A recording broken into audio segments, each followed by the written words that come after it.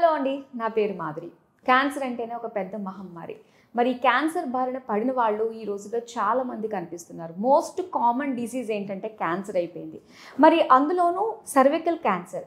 మరి cervical cancer రాకుండా ఎలాంటి జాగ్రత్తలు తీసుకోవాలి, వచ్చిన తర్వాత ఎలాంటి నివారణ మార్గాల్ని మనం పాటిస్తూ ఉండాలి, వీటన్నిటి గురించి మనకు తెలియజేయడానికి మనతో పాటు ఉన్నారు chief surgical oncologist doctor Mohan Vamsi గారు from Gachibowli Omega hospitals.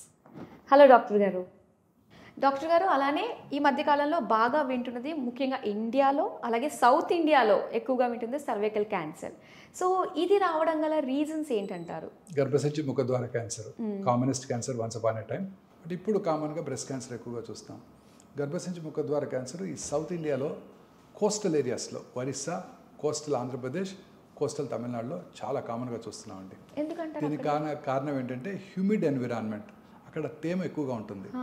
So humidity ఎక్కువ ఉన్నప్పుడు హ్యూమన్ పాపిలోమేటస్ వైరస్ హెచ్పివి వైరస్ చాలా ఎక్కువగా వ్యాప్తి చెంది HPV virus infection, repeated infections of the HPV virus over the cervical epithelium అంటే గర్భసంచి ముఖద్వారం యొక్క లైనింగ్ మీద రిపీటెడ్ ఇన్ఫెక్షన్స్ కలిగినప్పుడు అది క్యాన్సర్గా మారుతుంది.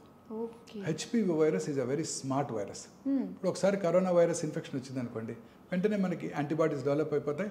Next time corona virus infection వచ్చినప్పుడు మనం సిమ్టమ్స్ ఎక్కువగా ఉండవు, తెలుసు కదా. ఇప్పుడు మనందరికీ కూడా యాంటీబాడీస్ డెవలప్ అయినాయి. ఇప్పుడు కూడా కరోనా రోజు రెగ్యులర్గా చూస్తున్నాం, మనకి ఎటువంటి హాని కలగడం లేదు, ఎందుకంటే దానికి మనకు యాంటీబాడీస్ డెవలప్ అయిపోయింది. సర్వైకల్ క్యాన్సర్ కలిగించే ఈ HPV virus is a very smart virus. ఇదేం చేస్తుందంటే ఇట్ ఈస్ ఇంట్రాసెల్యులర్, సెల్ లోపల ఉంటుంది. సో అందువల్ల బాడీ ఇమ్యూన్ మెకానిజమ్స్కి చిక్కదు. సో బాడీ ఇమ్యూన్ మెకానిజమ్స్ ఏ రకంగానూ దాని మీద ఇమ్యూన్ రెస్పాన్స్ మౌంట్ చేయవు. అంటే ఈ హెచ్పివి వైరస్ ఇన్ఫెక్షన్ ఉన్నప్పటికీ కూడా మన బాడీ రియాక్ట్ అవ్వదు, ఎందుకంటే ఇమ్యూన్ మెకానిజమ్స్ ఆ వైరస్ సెల్ లోపల ఉండటం వల్ల వాటిని గుర్తించలేవు. అందువల్ల దానికి యాంటీబాడీస్ డెవలప్ అవ్వవు. సో రిపీటెడ్గా ఇన్ఫెక్షన్స్ వస్తూనే ఉంటాయి ఆ పిల్లలకి, ముఖ్యంగా ఆడపిల్లలకి. ఆ తేమ కలిగిన వాతావరణంలో అన్హైజీనిక్ ప్రాక్టీసెస్ అంటే పూరర్ సెక్షన్స్ ఆఫ్ ద సొసైటీలో హైజీన్ మీద, ఎస్పెషల్లీ డ్యూరింగ్ మెన్స్ట్రల్ సైకిల్స్ వాళ్ళకి అవగాహన లేకపోవటం వల్ల అన్హైజీనిక్ ప్రాక్టీసెస్ వల్ల ఆ వైరస్ అక్కడ ఎక్కువగా వ్యాప్తి చెంది it is commonly seen in poorer sections of the society. అల్పాదాయ వర్గాల్లో వీటి మీద అవగాహన లేకపోవడంతో వాళ్ళలో ఈ క్యాన్సర్ ఎక్కువగా చూస్తుంటాం. సో ఈ మధ్యకాలంలో దీని మీద అవగాహన పెరగటం, అలాగే గవర్నమెంట్ ఆఫ్ ఇండియా ఇప్పుడు కొత్తగా 10 to 14 years అందరు ఆడపిల్లలకు కూడా వ్యాక్సిన్ ఇవ్వాలని నిర్ణయించారు ఫ్రీగా. యూనివర్సల్ ఇమ్యునైజేషన్ ప్రోగ్రాంలో చేర్చడం వల్ల probably next 30 to 40 years to come మనకి ఇంకా బాగా తగ్గిపోతుంది సర్వైకల్ క్యాన్సర్ ఇన్సిడెంట్స్. అదర్వైజ్ భారతదేశంలో, ముఖ్యంగా దక్షిణ భారతదేశంలో ఈ కోస్టల్ ఏరియాస్లో ఈ క్యాన్సర్ చాలా కామన్గా కనబడుతుంది. So it is cause and effect relation. అంటే హ్యూమన్ పాపిలోమేటస్ వైరస్ ఇన్ఫెక్షన్ దానివల్ల క్యాన్సర్ వస్తుందని ప్రూవ్ అయిపోయింది. సో అందువల్ల దీనికి వ్యాక్సిన్ కూడా కనుగొనబడింది. ఈ వ్యాక్సిన్ కనుక తీసుకున్నట్టయితే preferably at the age of 9 to 14 years కనుక తీసుకున్నట్టయితే ఈ క్యాన్సర్ ఎప్పటికీ రాకుండా చేసుకోవచ్చు. వన్ టైం వ్యాక్సిన్ అంటే 2 doses ఇస్తారు. తర్వాత కూడా పెళ్లి కాకముందు కూడా ఈ వ్యాక్సిన్ తీసుకోవచ్చు. పెళ్ళైన వాళ్ళు కూడా తీసుకోవచ్చు up till 40 years.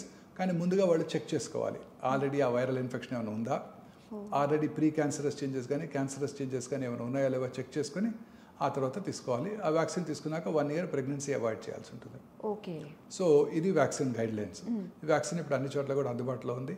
Government of India కూడా అందరికీ అందుబాటులోకి తీసుకొస్తుంది. ఇండియాలోనే తయారు చేయబోతున్నారు. సో అందువల్ల తక్కువ కాస్ట్తో అందుబాటులోకి వచ్చినట్టయితే మనం స్మాల్ పాక్స్ని, పోలియోని ఎట్లా ఎరాడికేట్ చేసామో I'm very confident we would be able to eradicate this cancer also.